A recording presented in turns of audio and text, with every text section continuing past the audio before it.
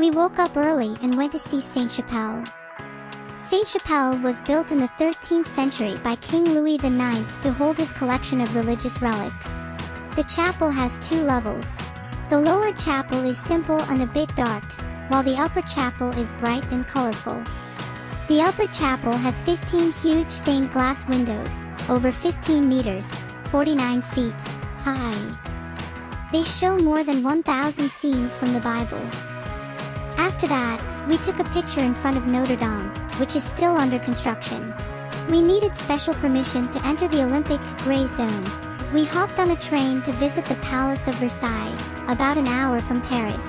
French kings and queens used to live there, and it's filled with beautiful gardens, sparkling fountains, and amazing rooms.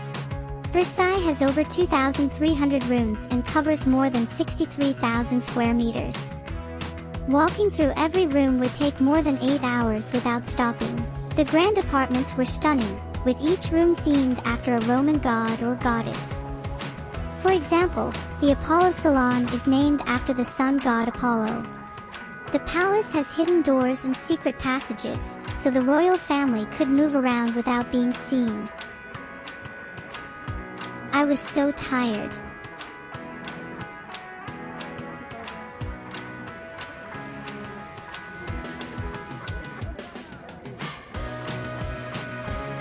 The king's bedroom was a very special room where he would wake up and go to bed in front of a crowd.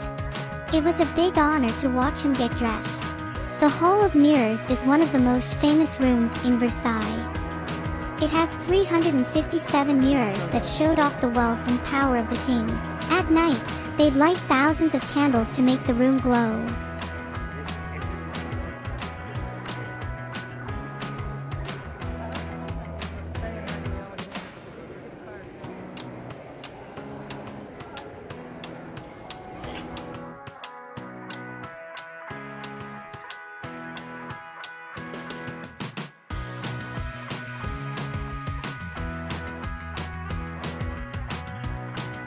The Queen's bedroom in Versailles is a beautiful, fancy room where the French queens lived, with golden decorations, velvet curtains, and a secret door hidden in the wall.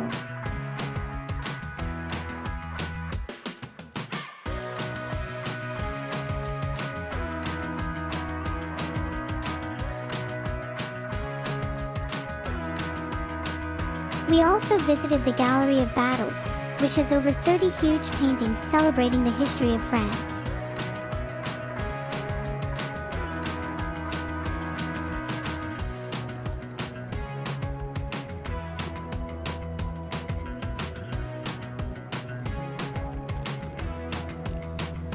When we entered the gardens, I was given a puzzle book with Ladybug and Cat Noir. Our mission: to rescue the palace. Let's go! First stop, the Latona Fountain. Latona is protecting her children, Diane and Apollo, from the peasants who wouldn't let them drink water. Next, we visited the Ballroom Grove. It was a dance floor for royal parties. When the courtiers got tired of dancing, they rested on the grassy steps. Then we found the mirror pool. When you stand in just the right spot, the water perfectly reflects the sky and trees. It looks like a natural mirror.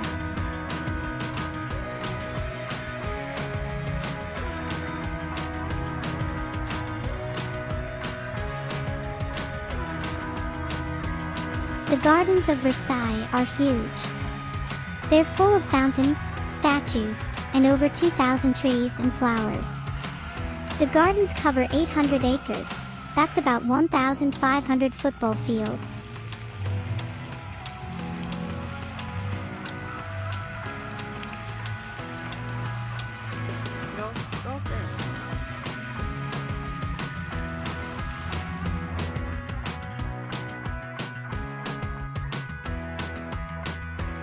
We moved on to the Colonnade Grove.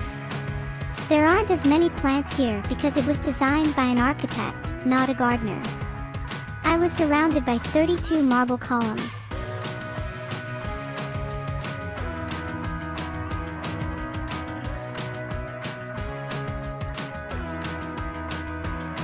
In the middle, There's a statue of Proserpine being kidnapped by Pluto, the god of the underworld.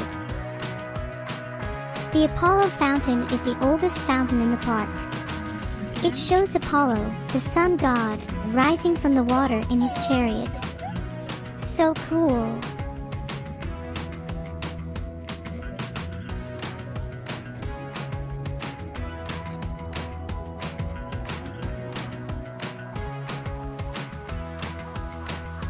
In the Enceladus Grove, we found a statue of a Titan trapped under stones.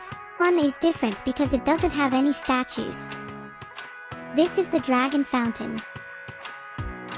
The Neptune Fountain in Versailles is a huge, magical-looking fountain with 99 water jets that shoot water high into the air.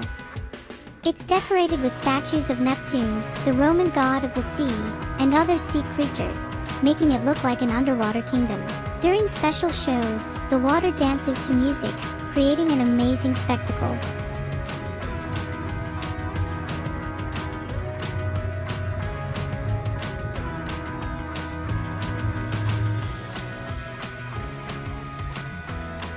Next, we headed to the Arc de Triomphe. On the way, we stopped to see the Statue of Liberty. Yes, Paris has one too. We saw the Eiffel Tower from the train, and then we arrived at the Arc de Triomphe. Time to climb. We went up all 284 steps to the top. The view was amazing. The Arc de Triomphe is one of the most famous monuments in France. It honors the soldiers who fought and died for France. A small plane flew through the arch in 1919 to celebrate the end of World War I. It was time to go all the way back down those windy steps.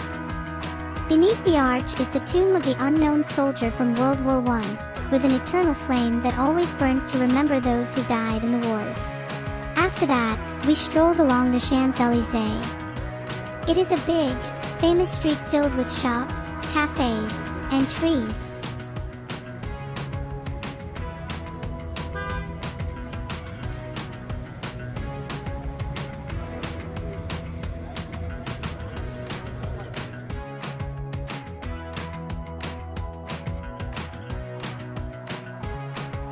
We had to rush to our Eiffel Tower tour because many bridges were closed for the Olympic Games opening ceremony the next day, so we took a long detour, but we made it just in time. The Eiffel Tower is one of the coolest landmarks in the world. It's as tall as 81 giraffes stacked on top of each other, and you can even go all the way to the top to see the whole city of Paris. We took the lift up to the second level of the Eiffel Tower, and then to the summit.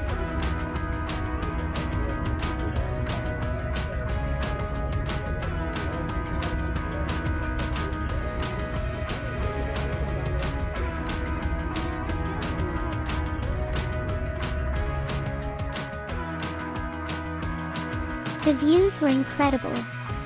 We took some awesome pictures from the top.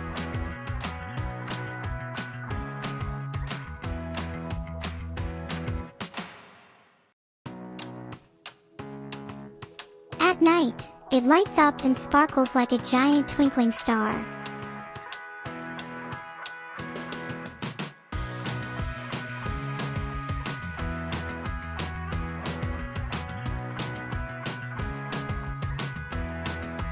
The Eiffel Tower was built over 130 years ago, and it was originally meant to be taken down after 20 years, but everyone loved it so much that it stayed. It's made of 18,000 metal pieces and weighs as much as 10,000 elephants.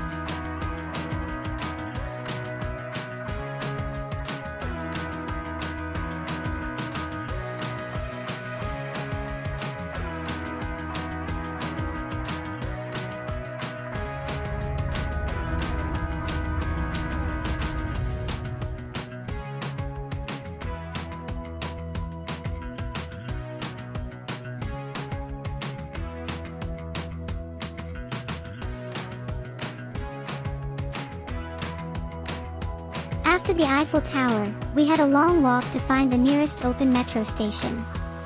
By the end of the day, we had walked 38,000 steps. What a day full of adventures!